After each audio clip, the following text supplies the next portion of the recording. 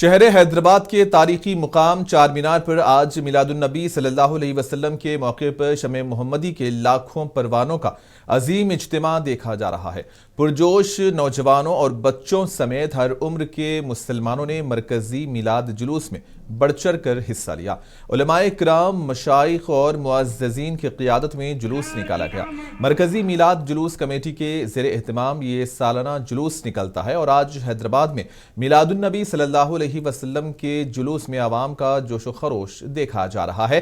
مرکزی میلاد کمیٹی کے مشائخ کے علاوہ MIM کے معتمد عمومی اور سابق رکن اسمبلی سید احمد پاشا قادری بھی جلوس میں شامل ہوئے اور جلوس کے دوران غیر شرعی حرکات سے بچنے کی تاکید کی۔ علماء کرام نے نوجوانوں کو امن و بھائی چارے کا پیغام دیا۔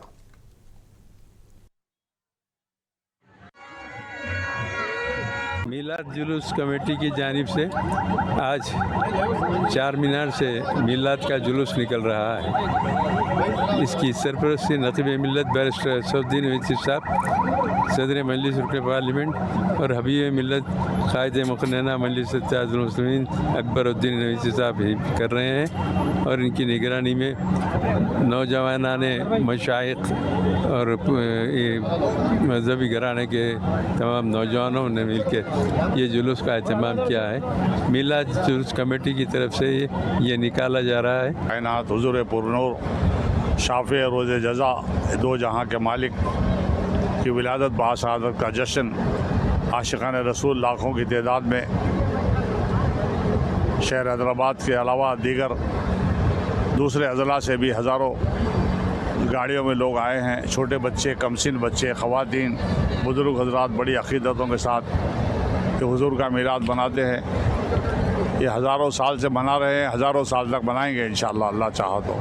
ہر سال کی طرح اس سال بھی حیدرآباد کا جو تاریخی مرکزی میلاد جلوس ہے بڑی ہی شان و شوکت کے ساتھ پروقار انداز میں اور انتہائی ادب و احترام کو ملحوظ رکھتے ہوئے نوجوان عشاقان مصطفیٰ علیہ الصلوۃ والتسلیم کے جم غفیر کے ساتھ درود شریف کے نذرانے پیش کرتے ہوئے یا محمد صلی اللہ علیہ وسلم کا جو ہے ورد کرتے ہوئے نعرہ تکبیر کی گونج میں انتہائی پرامن طریقے سے جو اس کی تاریخ رہی ہے، ابتدا سے ہی جو ہے امن و امان کی بحالی کے لیے یہ جلوس نکالا جاتا ہے، اور الحمدللہ پورے شہر میں نہیں، تلنگانہ اسٹیٹ میں نہیں، پوری ملک میں جو ہے یہ امن کا پیغام دینے والا تاریخی جلوس ہے۔